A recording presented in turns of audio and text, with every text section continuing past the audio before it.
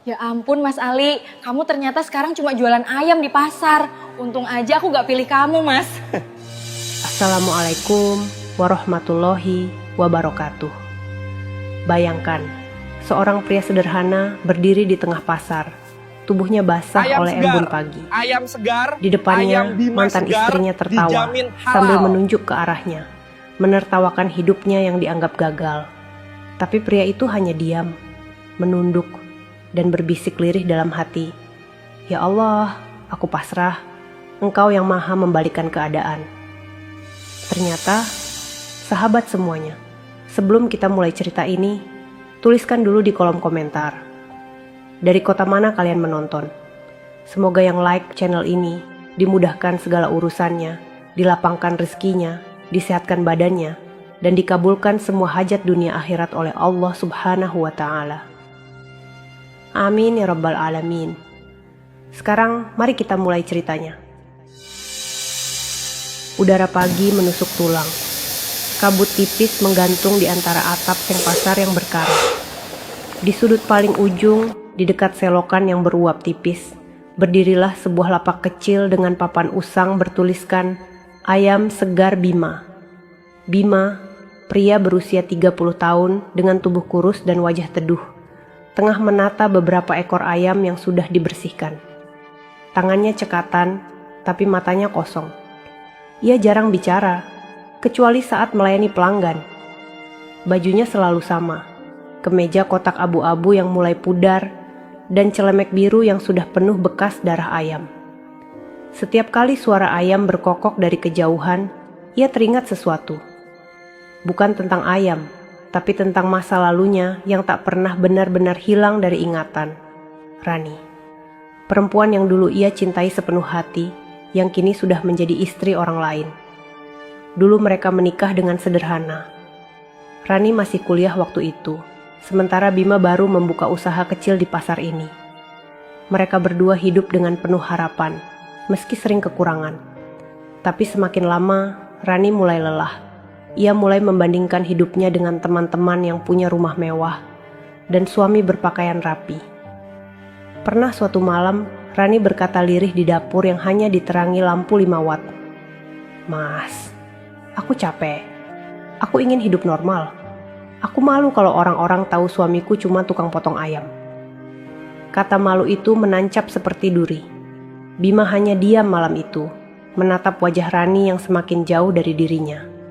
Ia tahu, cinta kadang kalah oleh gengsi. Beberapa bulan kemudian, Rani pergi. Ia meninggalkan sepucuk surat dan sebentuk cincin di meja makan, tanpa sepatah kata pun. Dalam surat itu hanya tertulis, "Maaf, aku ingin hidup yang lebih baik." Sejak hari itu, hidup Bima seperti mati rasa. Tapi ia tak membenci. Ia memilih tetap di pasar, tetap bekerja. Karena baginya, rezeki halal lebih berharga dari apapun, meski harus menelan air mata setiap malam. Setiap pagi, ia menyiapkan dagangannya sambil membaca istighfar. Ya Allah, berkahilah daganganku hari ini, bisiknya lirih. Orang-orang pasar mengenalnya sebagai lelaki sabar yang tak pernah marah, walau sering diejek oleh sesama pedagang.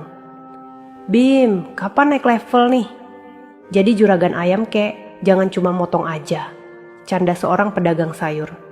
Bima hanya tersenyum kecil. Ia tak menjawab, karena dalam hatinya sedang tumbuh diam-diam sebuah doa. Suatu hari, aku ingin membuktikan, tapi bukan dengan kemarahan. Hari itu, matahari mulai naik.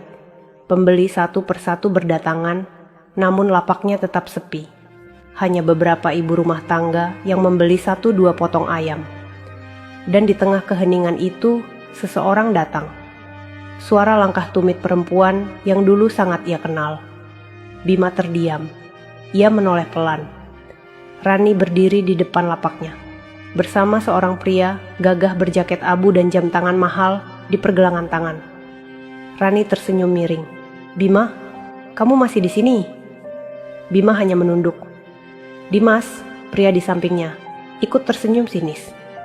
Wah, ini mantan suamimu yang dulu kamu ceritain itu ya, Ran? Tukang potong ayam? Beberapa pedagang di sekitar mulai memperhatikan. Udara pagi yang tadi tenang mendadak terasa berat. Rani terkekeh pelan. Iya mas. Dulu aku pikir dia bakal sukses, tapi ternyata masih di sini aja. Astaga, aku bersyukur banget udah lepas. Suara tawanya menusuk telinga Bima, tapi ia tetap diam. Ia hanya menatap ke arah mereka sejenak, lalu berkata pelan, "Semoga kalian bahagia ya." Rani tertawa keras, menepuk bahu suaminya. Lihat tuh ya mas, masih bisa ngomong, semoga bahagia. Kayak kok orang gak sadar aja dia sekarang di mana. Orang-orang di pasar mulai berbisik-bisik. Namun Bima tetap tenang, hanya menunduk sambil menata ayam satu persatu. Tangannya gemetar, tapi ia memaksakan diri untuk tetap tersenyum. Setelah pasangan itu pergi, Bima terduduk di kursi kayu belakang lapak. Pandangannya kosong. Air matanya jatuh tanpa suara. Ya Allah, lirihnya pelan. Kalau memang ini takdirku, aku terima. Tapi jangan biarkan hatiku membalas dengan kebencian. Tunjukkan caramu membela yang sabar. Angin pasar berhembus lembut, membawa aroma ayam mentah dan tanah basah. Bima mengusap air matanya, bangkit kembali, lalu melayani pembeli berikutnya dengan senyum yang sama. Senyum yang menahan ribuan luka di dalam dada. Dulu, sebelum semuanya hancur, Bima dan Rani dikenal sebagai pasangan yang saling melengkapi. Bima bukanlah lelaki tampan dengan gaya parlente, tapi sikapnya lembut, tutur katanya halus, dan tangannya tak pernah berhenti bekerja. Sementara Rani, gadis yang manis dan penuh semangat, adalah kebanggaan keluarga kecilnya. Mereka bertemu pertama kali di musala kecil dekat pasar, saat Bima tanpa sengaja menolong Rani yang kehilangan dompetnya di tengah keramaian. Terima kasih ya, Mas, kata Rani dengan senyum lembut waktu itu. Bima hanya tersenyum kaku. Ia bukan tipe pria yang banyak bicara. Tapi sejak hari itu, setiap kali waktu zuhur tiba, ia sengaja datang lebih awal ke musala. Bukan untuk pamer ibadah, tapi karena ada seseorang yang diam-diam mengisi ruang hatinya. Hubungan mereka sederhana, tanpa drama, tanpa janji berlebihan. Rani mencintai kesederhanaan Bima di awal. Bima pun berjanji akan berjuang sekuat tenaga untuk membahagiakannya. Ia menabung, memperbaiki lapaknya, dan mengantarkan Rani pulang setiap sore dengan sepeda motor, butut yang sering mogok. Mas, nanti kalau kita sudah nikah, aku gak mau berhenti kuliah ya, kata Rani suatu sore di bawah langit jingga. Bima mengangguk. Iya Ran, aku akan usahain supaya kamu bisa terus kuliah. Aku kerja lebih keras, gak apa-apa. Dan benar, setelah menikah, Bima menambah jam kerjanya. Ia sering pulang larut malam, tangan penuh luka karena memotong ayam seharian. Tapi setiap kali melihat Rani belajar di ruang tamu dengan cahaya lampu kecil, hatinya hangat. Ia merasa semua lelahnya tak sia-sia. Namun perlahan, hal-hal kecil mulai berubah. Rani mulai jarang menyambut Bima pulang. Mulai membandingkan hidupnya dengan teman kuliahnya yang sudah bekerja di kantor besar. Mas, aku malu kalau teman-temanku tahu suamiku cuma jualan ayam di pasar, katanya suatu malam dengan nada datar. Bima diam, mencoba tersenyum. Tapi ini rezeki halal, Ran. Aku kerja keras, bukan minta-minta. Kerja keras? Tapi tetap miskin juga mas, ucapnya tanpa rasa bersalah. Sejak malam itu, Bima tahu, cinta bisa kalah oleh gengsi. Beberapa hari kemudian, Rani mulai jarang pulang. Katanya, sibuk di kampus, ada tugas, ada acara. Tapi Bima tahu, Rani sedang menjauh. Ia pernah menunggu di depan kampus berjam-jam, hanya untuk menjemputnya, tapi yang ia lihat malah Rani keluar bersama pria lain. Dimas, lelaki berpenampilan rapi dengan mobil hitam mengilap. Saat itu, dada Bima seperti diremas, tapi ia tak marah, tak berteriak, tak mendatangi mereka. Ia hanya menatap dari kejauhan, lalu berjalan pulang sendirian ke lapaknya. Malam itu ia menyalakan kompor kecil di dapur, memasak nasi sendiri, dan makan di bawah cahaya redup sambil menatap foto pernikahan mereka yang tergantung di dinding. Air matanya jatuh tanpa suara. Ya Allah, aku sayang dia, tapi kalau dia memang bukan untukku, tolong kuatkan aku, bisiknya.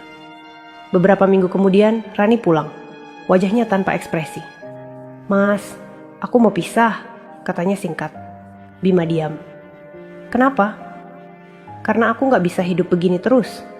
Aku ingin bahagia. Bahagia itu bukan tentang uang, Ran, ucap Bima lembut. Tapi uang bisa beli semua yang bikin tenang, balas Rani cepat. Bima memejamkan mata. Kalau itu jalanmu, aku ikhlas. Aku gak akan nahan. Tapi tolong, jangan benci aku. Rani hanya menunduk. Tak ada tangis, tak ada pelukan perpisahan. Hanya sunyi yang menggantung di antara mereka. Hari-hari setelah itu menjadi gelap bagi Bima. Ia menatap rumahnya yang kini kosong. Hanya tersisa pakaian lusuh di gantungan. Ia bekerja tanpa arah, makan tanpa rasa, hidup tanpa cahaya. Namun di titik paling bawah itu, ia mulai menemukan sesuatu, kekuatan dari doa. Setiap malam, ia bersujud lebih lama dari biasanya. Ya Allah, jangan biarkan aku hina di mata manusia, tapi muliakan aku di matamu, doanya lirih. Doa itu diulang setiap malam selama bertahun-tahun.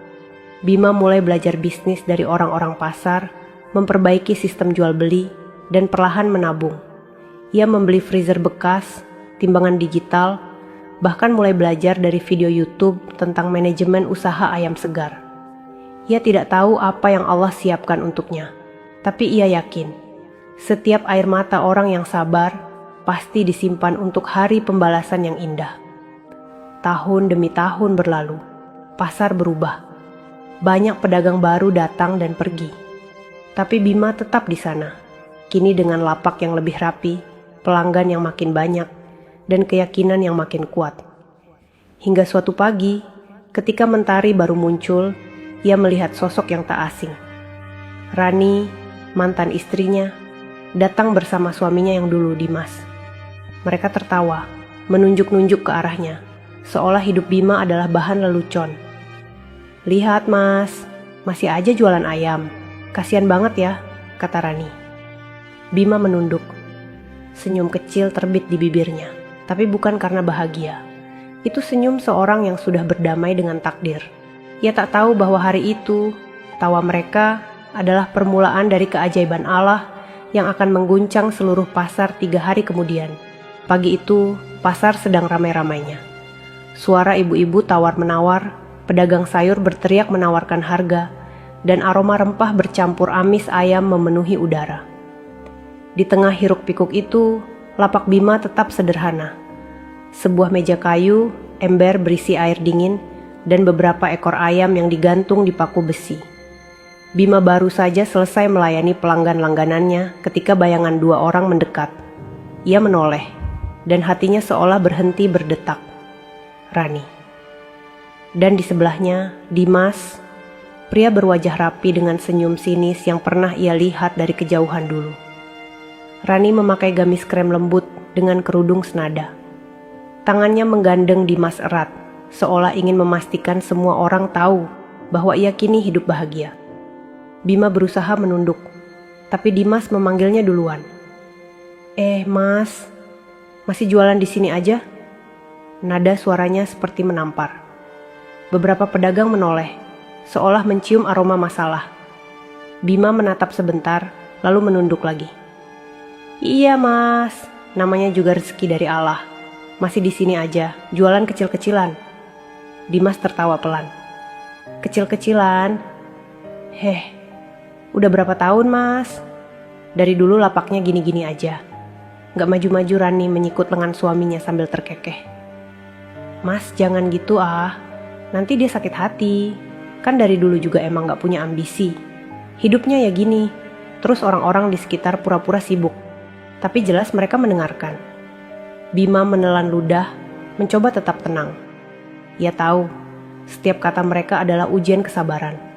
Ia tersenyum tipis. Yang penting halal mbak. Saya kerja buat makan, bukan buat pamer. Rani tertawa lebih keras. Halal? Iya sih halal. Tapi kan malu mas. Kalau aku jadi istrimu dulu, mungkin sekarang aku juga bau ayam tiap hari." Kata-kata itu menusuk seperti pisau. Pedagang di sebelah menatap Bima penuh iba, tapi tak ada yang berani bicara. Bima menatap ayam-ayam di gantungan. Suaranya serak. "Yang penting dulu saya nggak nyakitin siapa-siapa." Rezeki orang beda-beda.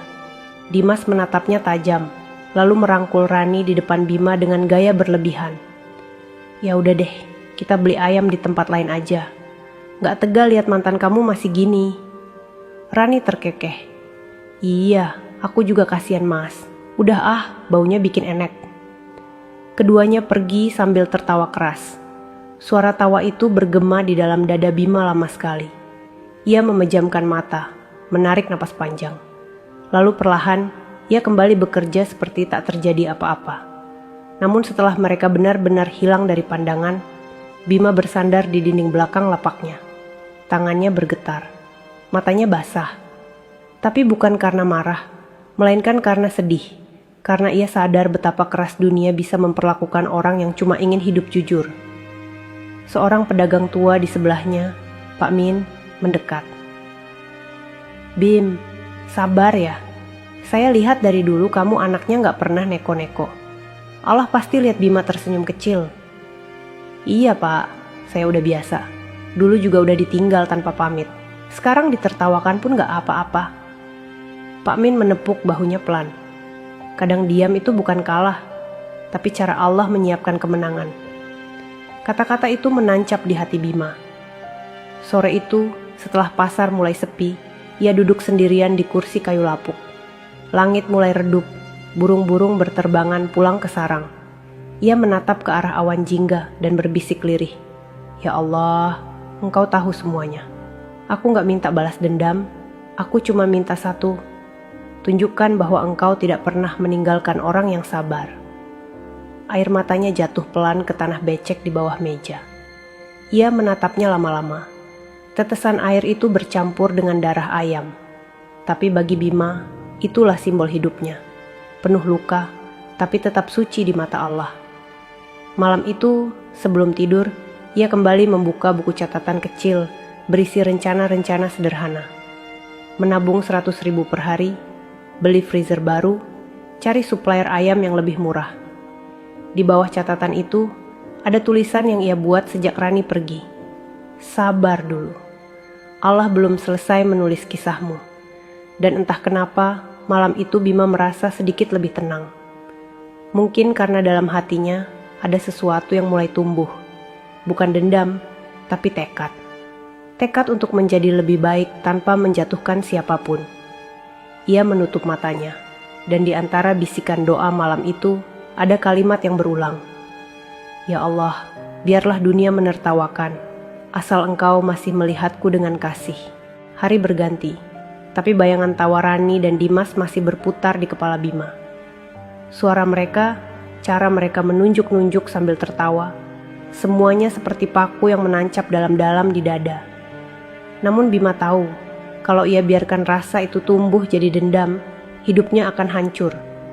Jadi setiap kali rasa sakit itu datang, ia mengucap lirih, "Hasbunallah wa ni'mal wakil." Hanya itu yang bisa menenangkan hatinya. Di pasar, orang-orang mulai membicarakan kejadian itu. Kasihan si Bima, ya, dihina mantan istrinya sendiri di depan orang. Padahal dia anaknya baik loh, gak pernah ngelawan. Bisik-bisik itu terdengar hampir tiap hari. Tapi Bima tetap tenang. Bahkan kadang ikut tertawa kecil seolah tak terjadi apa-apa. Ia tetap menata ayam, tetap menyapa pembeli, dan tetap membantu pedagang lain tanpa pamrih. Setiap pagi sebelum subuh, ia datang lebih awal dari siapapun. Membersihkan sisa darah ayam di lantai, menyapu, menata timbangan, lalu sholat tahajud di ruang kecil di belakang lapaknya. "Ya Allah, aku bukan siapa-siapa, tapi aku percaya Engkau Maha melihat." Doa itu jadi napas yang membuatnya kuat setiap hari. Sampai suatu siang, seorang ibu muda datang ke lapaknya dengan wajah cemas. "Mas, ayam saya yang kemarin pesen banyak itu, bisa nggak diantarkan ke warung makan saya tiap pagi? Soalnya pelanggan makin rame, katanya terburu-buru. Bima tersenyum. Bisa Bu, saya antar sendiri.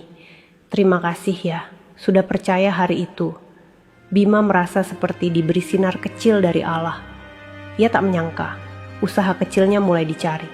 Lalu pelanggan-pelanggan lain ikut datang. Ada pedagang sate, penjual nasi uduk, bahkan warung makan besar yang mulai pesan ayam dari Bima setiap hari. Dalam diamnya, rezeki mulai mengalir. Suatu sore, Pak Min, pedagang tua yang sering menemani Bima, datang membawa kabar.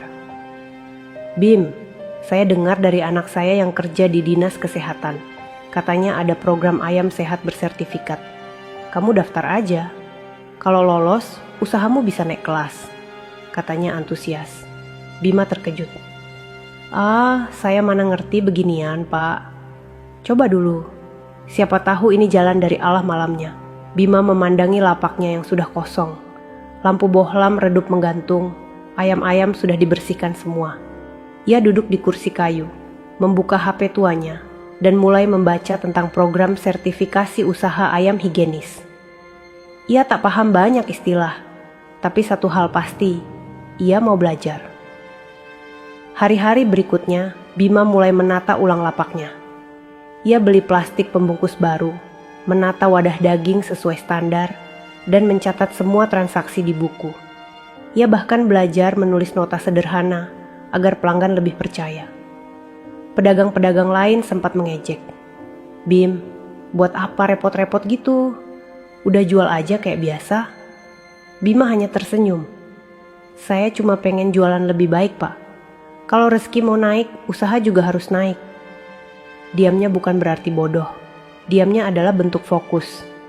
Bima lebih banyak berdoa, lebih banyak bekerja, dan lebih sedikit bicara. Ia percaya, suara doa lebih keras daripada suara ejekan. Beberapa minggu kemudian, seorang petugas dinas datang meninjau pasar. Mereka melihat lapak-lapak pedagang ayam, mencatat satu persatu. Ketika sampai ke lapak Bima, salah satu petugas berkata, "Wah, ini rapi sekali ya, bersih, ada label, ada catatan juga. Mas Bima ya? Kami akan rekomendasikan lapak ini buat masuk program ayam sehat Bima." Tertegun. Ia menunduk, menahan air mata. "Alhamdulillah, terima kasih, Pak." Suaranya bergetar.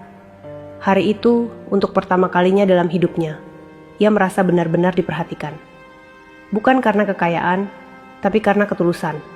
Tapi malamnya, ketika ia pulang membawa kabar itu, hatinya kembali diuji. Di depan rumah kontrakannya, ada Rani dan Dimas berdiri dengan wajah panik. Ternyata, warung makan milik orang tua Dimas sedang kekurangan pasokan ayam karena distributor gagal kirim. Mereka datang bukan untuk minta maaf, tapi untuk memesan ayam darinya. Mas Bima, maaf ganggu. Kami butuh ayam segar dalam jumlah banyak. Bisa bantu?" Bima diam. Hatinya bergetar, tapi wajahnya tetap tenang. "Bisa," katanya singkat. "Berapa harga per kilonya?" tanya Dimas. "Sama seperti pelanggan lain." "Saya nggak naikin harga," jawab Bima datar. Rani menunduk, mungkin malu. Dimas menyodorkan uang muka, tapi Bima menolak. "Nanti aja, Mas." Setelah barang diterima, Rani memandangnya pelan, matanya berkaca. Mungkin baru saat itu ia sadar. Diamnya Bima bukan karena lemah, tapi karena ia telah tumbuh jadi seseorang yang lebih kuat daripada mereka bayangkan. Malam itu Bima menutup pintu rumahnya, duduk di lantai, dan menatap kosong ke arah langit-langit. Ya Allah, ini bukan balas dendam, kan? Aku cuma ingin engkau tunjukkan bahwa sabar gak sia-sia. Ia menangis dalam diam. Dan malam itu, untuk pertama kalinya setelah sekian tahun, hatinya merasa ringan. Karena ternyata, diam bisa jadi cara paling indah untuk menang. Sore itu, langit berwarna oranye keemasan. Pasar mulai sepi, satu persatu pedagang membereskan dagangannya. Suara seretan ember, tawa kecil, dan bunyi burung yang pulang ke sarang menjadi latar kehidupan yang tak pernah berhenti. Bima duduk di bangku kayu tua di belakang lapaknya. Tangannya masih berbau ayam, bajunya basah, tapi ada senyum kecil di wajahnya. Ia baru saja selesai mengantar pesanan ayam ke warung milik Dimas. Warung itu besar, banyak pembeli, dan Bima melihat sendiri bagaimana Rani tampak sibuk membantu di dapur. Saat melihatnya datang membawa ayam, Rani menunduk. Tak sepatah kata pun keluar. Hanya lirikan singkat, seolah ada penyesalan yang tak bisa diucapkan. Bima berpura-pura tak melihat. Ia hanya meletakkan ayam itu di meja, memberi nota, dan pamit. Namun di perjalanan pulang, ia sempat berhenti di pinggir jalan, tepat di depan taman kota kecil. Ia menatap langit sore yang membara dan tersenyum lirih. Ya Allah, aku mulai paham. Kadang Engkau mengizinkan aku dihina bukan karena Engkau benci, tapi karena Engkau mau mengangkatku pelan-pelan. Senyum itu belum hilang ketika seorang anak kecil datang menghampirinya. Anak itu membawa kantong plastik robek berisi uang receh. Wajahnya belepotan debu. Om, beli ayam 1/2 kilo bisa nggak? Ibu saya lagi sakit, pengen makan sop ayam tapi uangnya nggak cukup. Suaranya gemetar dan matanya jernih, seperti mata yang jujur dari perut yang lapar. Bima memandangnya lama. Tanpa banyak bicara, ia mengambil 1 ekor ayam utuh dari ember, membungkusnya dengan rapi, lalu memberikannya. Bilang ke ibumu, doain Om Bima supaya usahanya lancar ya, katanya lembut. Anak itu menatap ayam di tangannya, lalu menunduk dalam. Terima kasih Om, semoga Om kaya raya. Kalimat polos itu membuat dada Bima bergetar. Ia menatap anak itu berlari kecil ke arah gang sempit, dan entah kenapa matanya tiba-tiba basah. Sesampainya di rumah kontrakan, ia berwudu dan menunaikan maghrib. Di setiap sujudnya, ia merasa seolah air mata mengalir bukan karena sedih, tapi karena syukur. Ya Allah, terima kasih karena masih memberiku kesempatan berbagi walau sedikit. Langit sore itu hitam pekat. Awan menggantung rendah, seakan menahan sesuatu yang berat di dalamnya. Pasar sudah hampir kosong, tapi Bima masih sibuk membereskan tumpukan ayam di meja kayu. Angin berembus kencang, membawa aroma tanah basah yang khas. Pertanda hujan akan segera turun. Dari kejauhan, suara petir mengguntur pelan. Bima mengangkat wajahnya ke langit dan tersenyum. Ya Allah, hujan pun rezeki, gumamnya lirih. Beberapa pedagang berlarian menutup lapak, tapi Bima tetap di tempatnya. Ia menunggu 1 pelanggan terakhir yang belum datang, perwakilan dari restoran Dapur Nusantara, yang hendak menandatangani kontrak pasokan rutin. Malam sudah larut. Jam dinding di rumah kontrakan Bima menunjukkan pukul 2:15 dini hari. Di luar, hujan sudah berhenti. Hanya suara tetesan air dari genting yang sesekali terdengar, menemani kesunyian malam yang sepi. Di dalam rumah itu, Bima belum tidur. Ia duduk di atas sajadah, memakai sarung dan kaos polos, menunduk dengan tangan menengadah. Wajahnya diterangi cahaya redup lampu minyak, tapi sorot matanya hangat, tenang, jauh berbeda dari dirinya beberapa tahun lalu. Sudah lama sekali ia tak merasa segelap dulu. Dulu setiap malam ia menangis karena ditinggalkan. Sekarang setiap malam ia menangis karena bersyukur telah dikuatkan. Ya Allah, suaranya bergetar. Dulu aku minta Engkau angkat derajatku agar aku tak dihina lagi. Tapi ternyata Engkau tak hanya mengangkatku. Engkau ubah hatiku jadi lebih kuat dari apapun.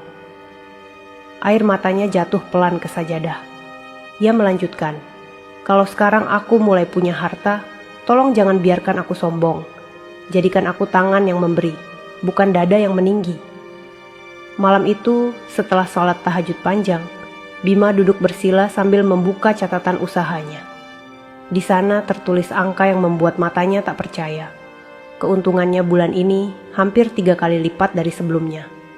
Pesanan dari restoran bertambah, pelanggan eceran makin banyak, bahkan sudah ada tawaran dari supermarket untuk jadi supplier tetap. Namun di tengah rasa syukurnya, tiba-tiba ia merasa sesak. Sebuah pikiran muncul. Apakah aku sudah terlalu sibuk mengejar dunia? Apakah aku masih punya waktu untuk Allah seperti dulu? Waktu aku belum punya apa-apa.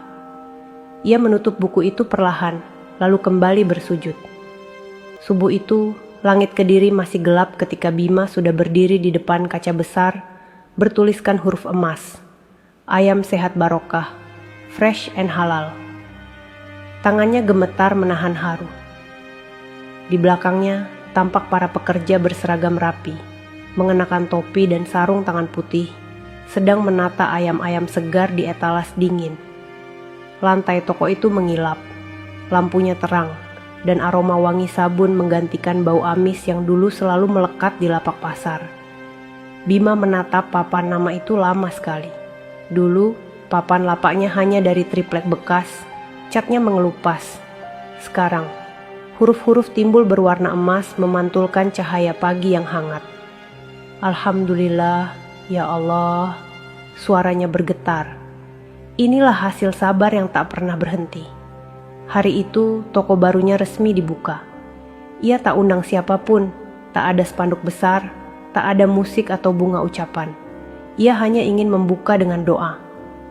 Sebelum pelanggan pertama datang, ia mengumpulkan para karyawannya dan berkata pelan, "Kita mulai dengan bismillah. Ya, gak perlu bangga, gak perlu sombong. Yang penting jaga amanah. Karena rezeki ini bukan cuma milik saya, tapi titipan Allah untuk dibagi." Para karyawan mengangguk, matanya berkaca. Mereka tahu, bos mereka bukan orang biasa. Ia bukan pengusaha yang lahir dari harta, tapi dari luka yang disembuhkan oleh kesabaran. Pagi menjelang, satu persatu pelanggan berdatangan. Ada ibu-ibu rumah tangga, pemilik warung, bahkan perwakilan dari restoran besar. Semua kagum melihat toko baru itu yang bersih dan modern, tapi tetap menjual dengan harga rakyat. "Mas Bima, ini tempat baru ya?" "Wah, bagus banget.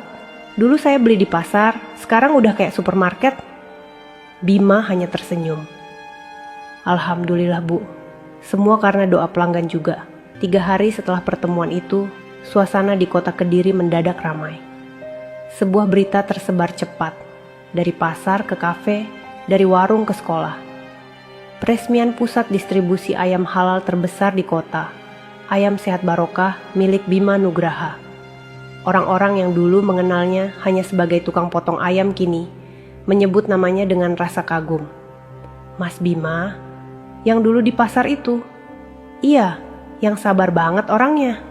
Sekarang dia punya gudang besar, ada truk pengiriman sendiri loh." Pagi itu, langit cerah. Di halaman depan toko barunya berdiri tenda putih sederhana. Tak ada kemewahan, tak ada artis atau pejabat. Hanya warga pasar, anak yatim dari panti asuhan dekat sana, dan beberapa pelanggan setianya yang datang untuk menghadiri acara syukuran kecil. Bima mengenakan kemeja putih dan celana hitam polos. Wajahnya bersih, teduh, dengan senyum yang sama seperti dulu di lapak sempitnya. Ia berdiri di depan mikrofon sederhana, menatap semua tamu dengan mata yang lembut. "Assalamualaikum warahmatullahi wabarakatuh." Suara itu menggema lembut. Semua orang hening. "Dulu, saya memulai semuanya dari 1 meja kayu dan 2 ekor ayam. Banyak yang menertawakan, tapi ternyata Allah tidak menertawakan orang yang mau sabar. Allah justru menulis kisah yang tidak bisa ditulis manusia." Suara Bima sedikit bergetar. Di barisan tamu, banyak mata yang mulai berkaca. Ia melanjutkan, "Saya tidak ingin acara ini jadi pesta. Saya cuma ingin semua orang di sini percaya bahwa hinaan manusia bisa berubah jadi kehormatan kalau kita tidak berhenti berbuat baik." Tepuk tangan terdengar.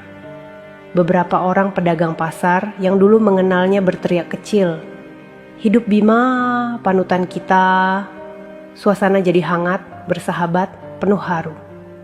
Di antara kerumunan itu, tampak Rani berdiri paling belakang, mengenakan kerudung sederhana. Ia datang diam-diam, tak membawa undangan, tak ingin terlihat. Air matanya mengalir sejak Bima mulai berbicara. Setiap kalimat terasa seperti cambuk pada hatinya sendiri. Dulu aku yang meninggalkannya, dan kini aku yang datang tanpa keberanian untuk menyapa. Batinnya pelan. Di sampingnya, Dimas juga hadir. Wajahnya berbeda dari dulu. Tak lagi sombong, matanya redup, seperti baru belajar arti rendah hati. Hari berganti, tapi hati Rani tak tenang. Setiap kali melintas di depan toko ayam sehat Barokah, langkahnya selalu melambat. Ia menatap papan besar itu sambil menahan napas, seolah di balik huruf-huruf emas. Itu tersimpan semua kesalahan masa lalunya. Wajah Bima, yang dulu ia hina, kini ia lihat dengan cara berbeda. Bukan lagi sebagai mantan suami yang gagal, tapi sebagai laki-laki yang hatinya jauh lebih kaya dari dunia yang ia kejar. Sementara itu, Dimas pun mulai berubah. Warung makannya masih berjalan, tapi entah kenapa pelanggan makin sepi. Setiap kali ia berdiri di dapur, ia teringat bagaimana dulu ia menertawakan Bima di pasar. Suara tawa itu kini bergema seperti tamparan di pikirannya. Hidupnya masih berkecukupan, tapi batinnya gelisah. Tidak ada ketenangan seperti yang ia lihat di wajah Bima. "Ran," katanya suatu malam di ruang makan yang sunyi. "Aku pikir selama ini yang penting cuman kaya. Tapi aku lihat Bima, dia lebih damai dari siapapun. Aku iri bukan karena hartanya, tapi karena hatinya tenang." Rani hanya terdiam, air matanya menetes perlahan. "Aku tahu," jawabnya lirih. "Aku juga merasakan hal yang sama." Tatapan matanya waktu kita datang ke tokonya itu seolah memaafkan tanpa berkata apa-apa. Dan entah kenapa, itu lebih menyakitkan daripada dimarahi. Dimas menarik napas panjang. Dia menang tanpa harus menjatuhkan kita. Dan itu yang bikin aku malu. Di sisi lain, kehidupan Bima berjalan seperti biasa. Ia tak peduli dengan pujian atau kabar viral tentang dirinya. Fajar merayap di ufuk timur, membelah langit Kediri dengan semburat oranye keemasan. Kabut tipis menutupi jalan menuju toko besar, bertuliskan ayam sehat Barokah. Dan di depannya, Bima sudah berdiri lebih dulu dari siapapun. Ia menatap bangunannya dalam diam, lalu menghela napas panjang. Setiap kali sinar matahari menyentuh huruf-huruf di papan itu, hatinya seperti diingatkan. Ini semua bukan hasil tangan, tapi izin dari Allah. Ia masih mengenakan celemek biru yang sama seperti dulu di pasar. Tidak diganti, tidak dibuang. Katanya pada karyawan yang sempat bertanya, "Baju ini saksi waktu saya dihina. Biarlah tetap ada, supaya saya nggak lupa rasanya jadi orang kecil." Pagi itu, Bima tak langsung masuk toko. Ia berjalan kaki ke arah pasar lama, tempat semuanya bermula. Langkahnya pelan, wajahnya tenang, seolah setiap batu yang ia injak membawa kenangan yang meneduhkan. Di ujung pasar, lapak lamanya masih berdiri. Kini sudah ditempati pedagang muda. Meja kayunya baru, tapi tempatnya tetap sama. Bima menatapnya lama, lalu tersenyum kecil. "Dulu di sini aku ditertawakan. Sekarang di sini aku belajar artinya sabar." Pedagang muda itu menatap heran. "Mas Bima, kok pagi-pagi ke sini? Mau jualan lagi?" Bima tertawa pelan. "Enggak, Mas. Cuma mau lihat tempat saya dulu kerja.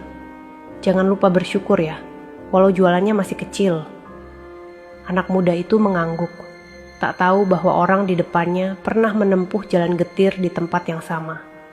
Siangnya, Bima mengundang semua karyawan dan pedagang lama ke toko barunya.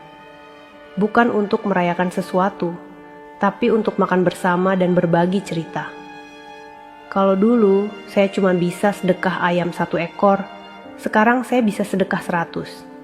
Tapi nilainya sama, kalau niatnya sama," katanya sambil tersenyum. Semua tertawa hangat. Di tengah kebersamaan itu, datang seseorang yang membuat semua mata menoleh. Rani. Ia datang tanpa Dimas kali ini. Kerudungnya sederhana, matanya sebab. Bima mempersilakan duduk tanpa bertanya apa-apa. "Hening sebentar." Lalu Rani berkata pelan, "Mas, aku mau bilang sesuatu sebelum terlambat. Aku udah pisah sama Dimas. Bukan karena marah, tapi karena kami sadar masing-masing harus belajar dari awal. Aku cuma mau minta satu hal. Doain aku, biar aku bisa mulai hidup kayak Mas. Dari nol, tapi tenang." Bima menatapnya lama. Tak ada kaget, tak ada marah. hanya seulas senyum yang lembut sekali. Ran, orang yang pernah jatuh tahu rasanya berdiri. Kamu pasti bisa. Aku doain kamu, semoga nanti dapat seseorang yang sabar. Kayak dulu aku belajar sabar dari kehilangan kamu. Rani menunduk, menangis. Tapi air matanya kali ini bukan penyesalan, melainkan kelegaan. Sebelum pergi, ia berkata pelan, "Mas, kamu tahu nggak? Dulu waktu aku ninggalin kamu, aku pikir aku akan bahagia. Tapi ternyata bahagia itu bukan soal rumah besar, tapi hati yang gak pernah marah. Dan hati itu cuma aku lihat di dirimu."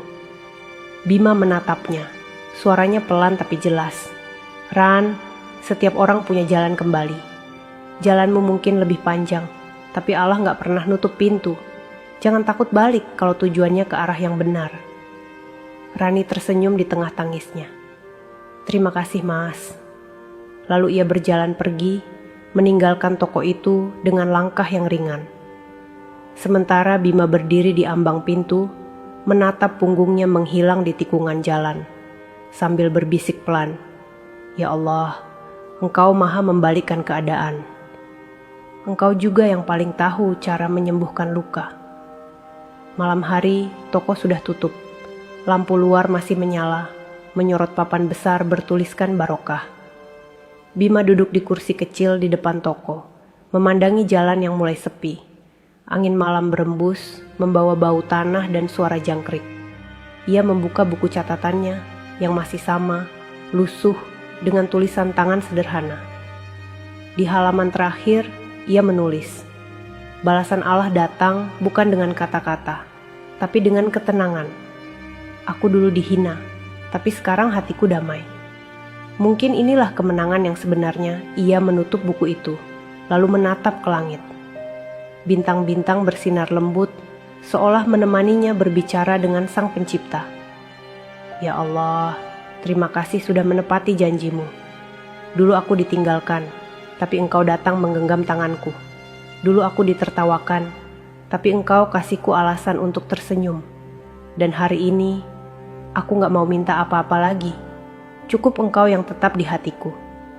Air matanya jatuh satu persatu, membasahi pipi. Tapi di bibirnya ada senyum yang tenang. Senyum seseorang yang sudah selesai dengan dunia, tapi penuh cinta pada kehidupan.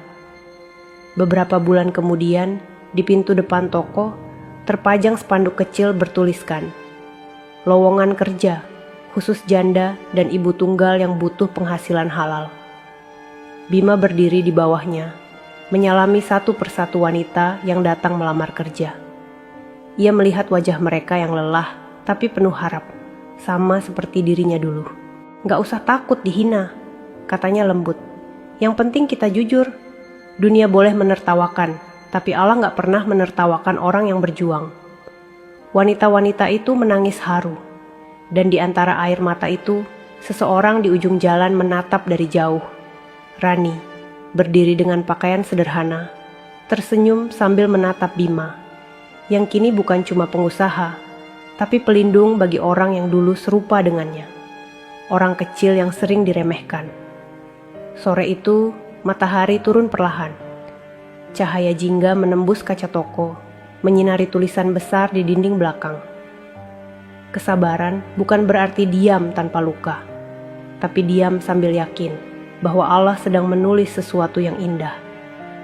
Bima menatap tulisan itu lama, lalu menunduk dan berbisik pelan, "Balasanmu, ya Allah, tak perlu kata." Sahabat semuanya, itulah akhir dari cerita kita hari ini. Semoga kisah tadi bisa menjadi pelajaran hidup yang berarti untuk kita semua. Sebelum video ini ditutup, kalau sahabat suka dengan cerita seperti ini, jangan lupa klik tombol suka, bagikan ke teman-teman, supaya sahabat tidak ketinggalan cerita-cerita menarik dan penuh makna lainnya. Terima kasih banyak atas waktunya. Wassalamualaikum warahmatullahi wabarakatuh.